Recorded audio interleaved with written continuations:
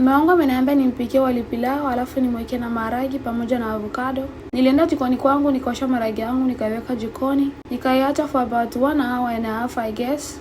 Na maharagi yangu ilikuwa imeshaiva nikamove on kukaanga. Nilikuwa nimeshakata vitunguu vyangu off camera. Mimi napenda kupika everything at the same time. Niliweka na mafuta yangu ya mchele pembeni nikaweka na kitunguu. Na vitunguu vyangu vilikuwa vimeshaiva nikamove on kuweka maharagi yangu kwenye mafuta yangu na vitunguu vile vimeshaiva. Nikaviacha hapo vishikane vyenyewe. Leo nilikuwa nataka nimpikie mume wangu wali yenyewe iko vitungulu, lakini vitungulu vyenyewe viliniungulia hadi nikasikia aibu mimi.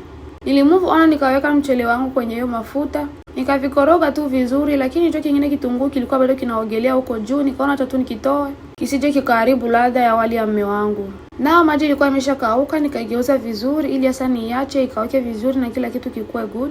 Niliacha for about 10 minutes nikamove on kwenda kucheck on my maragi.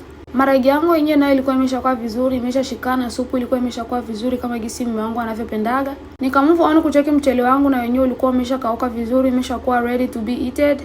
Yaani mume wangu anavyopendaga pilau ninazompikiaga asikwambie mtu. Na nilikuwa nimeshampakulia mume wangu, but I want you to take a first bite.